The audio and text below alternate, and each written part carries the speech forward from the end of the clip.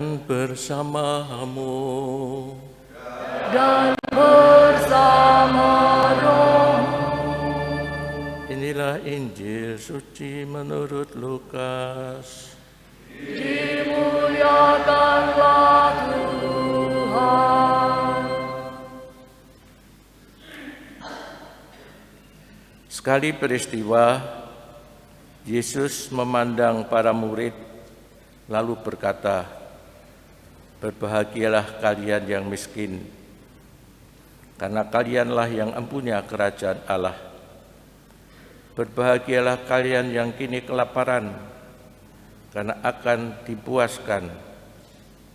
Berbahagialah kalian yang kini menangis, karena akan tertawa. Berbahagialah bila demi Putra Manusia kalian dibenci, dikucilkan, dan dicela serta ditolak. Bersukacitalah dan bergembiralah pada waktu itu, karena secara itu pula nenek moyang mereka telah memperlakukan para nabi. Tetapi celakalah kalian orang kaya, karena dalam kekayaanmu kalian telah memperoleh hiburan. Celakalah kalian yang kini kenyang, karena kalian akan lapar. Celakalah kalian yang kini tertawa, karena kalian akan berduka cita dan menangis. Celakalah kalian jika semua orang memuji kalian, karena secara itu pula nenek moyang mereka telah memperlakukan nabi-nabi palsu." Demikianlah sabda Tuhan. Terpujilah Kristus. Ibu Bapak dan saudara-saudari semua yang terkasih, sabda bahagia Yesus ini mungkin tidak menurut apa yang sebenarnya yang terjadi di masyarakat. Bagaimana mungkin dikatakan berbahagialah yang lapar, berbahagialah yang miskin, berbahagialah yang menangis, berbahagialah yang demi aku kamu dicela, dibenci, diumpat, dan lain sebagainya. Tapi celakalah yang kaya, celakalah yang tertawa, karena akan menangis. Caranya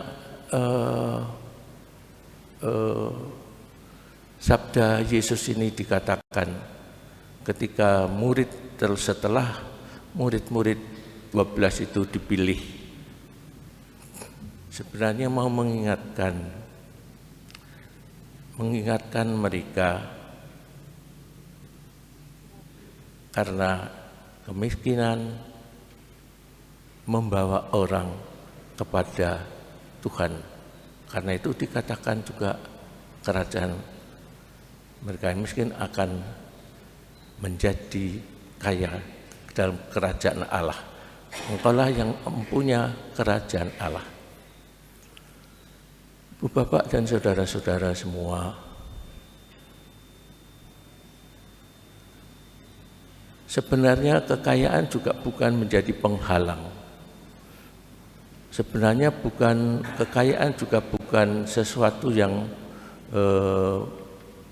bisa menghambat orang memasuki kerajaan Allah, karena kalau itu saja yang terus dikejar, diperoleh, dicari, karena itu juga menjadi tidak ingat lagi akan Tuhan. Bacaan yang pertama tadi menggambarkan dari surat Santo Paulus, bahwa hidup itu sementara saja, hidup itu hanya singkat, dikatakan hidup itu singkat.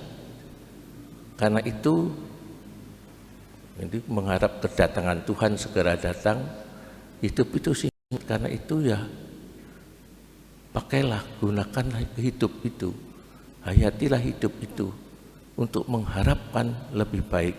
Ingat kepada orang lain, ingat kepada Tuhan, mereka yang menderita. Ibu, bapak, dan saudara-saudari semua yang terkasih, kita ingat yang sekarang sedang ramai di media sosial, Farel yang tadinya miskin, boleh dikatakan sekarang menjadi kaya karena berkat nyanyi di istana. Orang pengamen yang kehidupan sehari-harinya itu juga mendapatkan hanya sedikit, tetapi kemudian berubah. Tapi selalu diingatkan agar banyak yang mengingatkan agar rendah hati dan tetap belajar. Seorang anak itu ya tetap belajar. Ada sesuatu yang lain yang harus dicari, bukan hanya apa yang sudah diperoleh sekarang. Ada sesuatu yang dicari yang lain, yang lebih baik. Ibu, bapak, dan saudara-saudari semua, Paus Fransiskus bahkan menggambarkan teks Injil Santo Lukas ini sebagai satu KTP, identitas orang Kristen, identitas orang Katolik, seperti Injil Lukas ini. Identitas KTP atau inilah identitas orang-orang Kristen. Marilah kita tetap selalu menjaga kehidupan kita untuk selalu berharap kepada Tuhan untuk situasi apapun, juga kepercayaan kita kepadanya.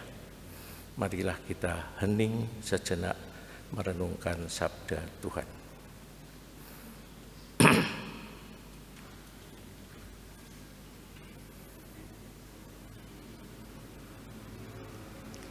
Kemuliaan kepada Bapa dan Putra dan Roh Kudus.